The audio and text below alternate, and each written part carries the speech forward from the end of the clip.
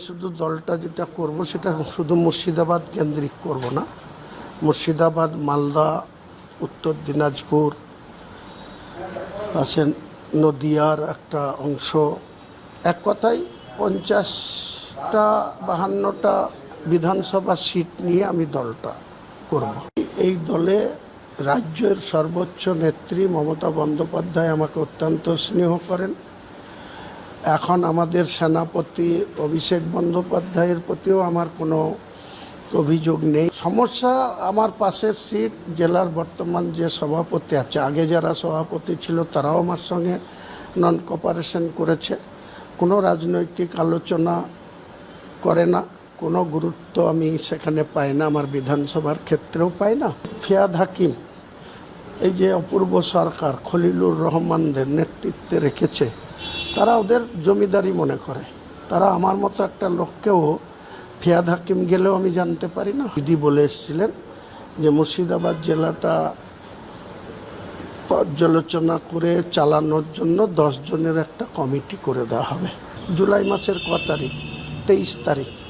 অদ্যাবধি মমতা বন্দ্যোপাধ্যায়ের বলে আসা কথাটাও জেলার নেতারা কোনো গুরুত্ব দিয়ে ভাবে না বা চিন্তা ভাবনার মধ্যে রাখে না, পিছন থেকে কলকাঠি নাড়ছে। আর আমার বিধানসভায় তো আমার ভাগ্যলিপি এটা হয়েছে যে 2021 সালে নির্বাচিত হওয়ার পর 2023 সালের পঞ্চায়েত নির্বাচন থেকে শুরু হয়েছে।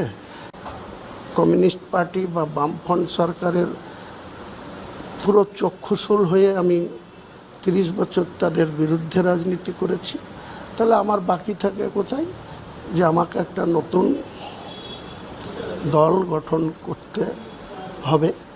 আমি শুধু দলটা যেটা করব সেটা শুধু মুর্শিদাবাদ কেন্দ্রিক করব না।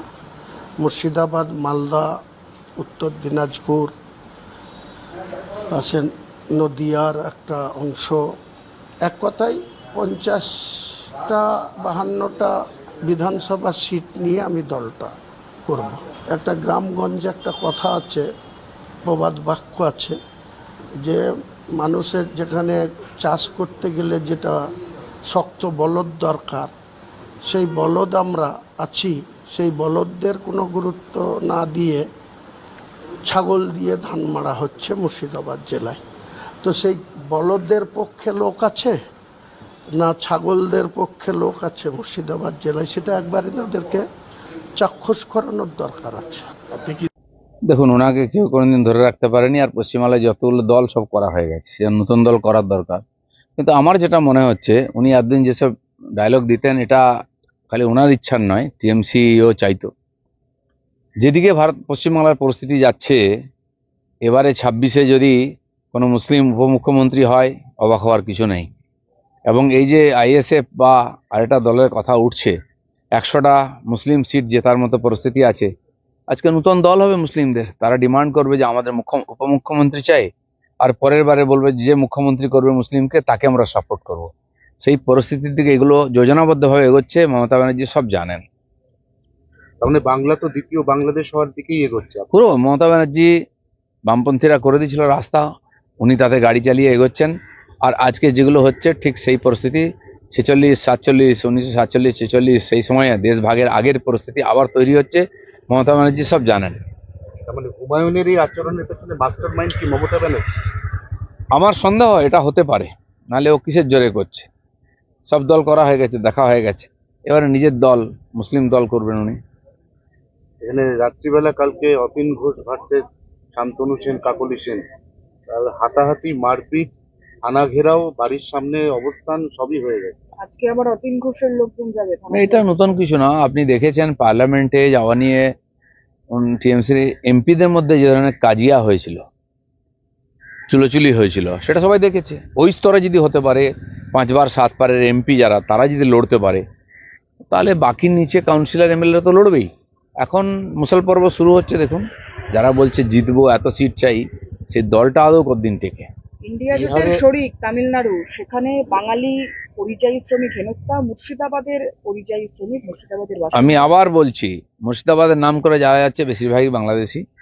মমতা ব্যানার্জি বাংলাদেশি আর বাঙালি বাংলা ভাষী, এই দুটোকে গুলিয়ে দেওয়ার চেষ্টা করছেন। আর উনি বাঁচাবার চেষ্টা করছেন অনুপ্রবেশকারী মুসলিমদেরকে। সেটা হবে না। আমরা ডিমান্ড করব বিহারে যে স্টাইলে ভোটার লিস্ট সংশোধন হচ্ছে, আর ঠিক বাংলাতেও ইলেকশন আগে সেটাই করা উচিত। নাহলে পশ্চিম বাংলায় ফেয়ার ইলেকশন তো হবেই না। এই যারা বাংলাদেশি প্রায় 40-50 লক্ষ ভোটার আছে তাদেরকে আলাদা করা সম্ভব নয়। বিহারে এসআইআর নিয়ে যে প্রপোজালটা নির্বাচন কমিশন দিয়েছে তাতে দেখা যাচ্ছে Aadhaar card, voter card, ration card কোনোটাই আর মান্য পরিচয়পত্র থাকছে না। এবার আমরা তো আধার কার্ডের সঙ্গে প্যান লিঙ্ক করিয়ে বসে আছি, আমরা রান্নার গ্যাস সিলিন্ডার আধার কার্ড লিঙ্ক করিয়েছি, ব্যাংক অ্যাকাউন্ট লিঙ্ক। শুনুন, এসব কার্ড তো পয়সা দিলে পাওয়া যায়। আপনার বাড়ির যে পোষা কুকুর তার নামে আপনি আধার কার্ড করতে পারেন। এটাকে পরিচয়পত্র মানা হচ্ছে না। কারণ আপনারা দেখেছেন পশ্চিমবাংলায় বস্তা বস্তা ভোটার কার্ড পাওয়া গেছে রাস্তায়, বা আধার কার্ডও বস্তা বস্তা পাওয়া গেছে। এর কি মূল্য আছে? সেই জন্য আপনি যদি বিহারে ভোটার হন আপত্তি নন, ভোটার কার্ডটা শুনুন, ও বলবে যে আপনি কোথা থেকে এসেছেন সেখানকার ডকুমেন্ট চান। আপনার বাবা, আপনার ঠাকুরদা যেখানে ছিলেন, জমি জায়গা ঘর বাড়ি, তাদের ভোটার লিস্ট, ইলেকট্রিক বিল কিছু তো আছে। নাহলে একটা লোক যে 10 বছর আগে বাংলাদেশ থেকে এসেছে আর আপনি এক হতে পারে কি? তাকেও বলা হবে দেখাও। তো বাংলাদেশের ভোটার লিস্টে তার ভোট নাম বেরোচ্ছে, সেটাও আমরা দেখেছি। আজকাল লুকানো থাকে না। তাদেরকে আলাদা করার চেষ্টা হচ্ছে, কিন্তু মমতা ব্যানার্জি এবং তার পার্টি সেই বাংলাদেশি ভুয়ো ভোটারদের পেছনে দাঁড়াচ্ছেন। এটা বাংলার মানুষকে বুঝতে হবে। নানুর বীরভূমের পর এবার মুর্শিদাবাদ, ভরতপুরে সেখানে তৃণমূল কর্মী তাকে বাইক দাঁড় করিয়ে এলোপাথারি দুষ্কৃতীদের খুন করা হয়েছে। দুই পক্ষই দুষ্কৃতি, এরাও দুষ্কৃতি ওরাও দুষ্কৃতি। কেউ পঞ্চায়েতের টিকিট নিয়ে জিতে গেছে, প্রধান পঞ্চায়েত সমিতির মেম্বার হয়ে গেছে, জেলা পরিষদ হয়ে গেছে, এমএলএ পর্যন্ত হয়ে গেছে। আসলে এরা সব অ্যান্টি সোশ্যাল। পয়সা তোলো, পয়সা খাও, পার্টিকে দাও, চলছে। তো এটা আরো বাড়বে। কারো কন্ট্রোল নেই, মমতা ব্যানার্জি কেন ভগবানেরও কন্ট্রোল নেই এখানে। মুসলিম ভোটটা যদি পোলারাইজ হয়ে যায়, যেটা আপনি আশঙ্কা করছেন যে এখানে আইএসএফ এবং তার সঙ্গে হুমায়ুন কবিরের নতুন দল, পোলারাইজেশন হয়ে গেলে তো বিজেপির সুবিধা, তাহলে তো হিন্দু ভোট সেগ্রিগেটেড বিজেপির। সুবিধা অসুবিধা আলাদা জিনিস। বাংলাদেশ হয়েছে যখন পাকিস্তান, কার সুবিধা হয়েছে? দেশ তো বিভাজন হয়েছে। উদ্দেশ্য ওটাই আছে, বিচ্ছিন্নতাবাদী শক্তি এক হয়ে গিয়ে দেশকে বিভাজন করবে। তার নেতৃত্ব দিচ্ছেন মমতা ব্যানার্জি। বিজেপি নেতা দিলীপ ঘোষ কি মনে করে হিন্দু মুসলিম ভোট ভাগাভাগি হলে তবেই বিজেপির জেতা সম্ভব? আমরা কোনো ভাগাভাগিতে বিশ্বাস করিনি। সবকা সাথ, সবকা বিশ্বাস, সবকা প্রয়াস, এসব স্লোগান আমরাই দিয়েছি এবং ভারতীয় সংবিধানের আধারে আমরা রাজনীতি করি। আমাদেরও সংবিধান যেটা পার্টিতে সেটাও এটাকেই সমর্থন করে, মান্যতা দিয়ে চলে। বিজেপি সেইভাবেই চলবে। মিঠুন চক্রবর্তী মাঠে নামছে, তিনি উত্তর কলকাতা, দক্ষিণ কলকাতা বিভিন্ন জায়গায় ওনার পশ্চিমবাংলার ব্যাপারে একটা আবেগ আছে যে বাংলায় পরিবর্তন হোক, উন্নয়ন হোক, চেষ্টা করছেন উনি।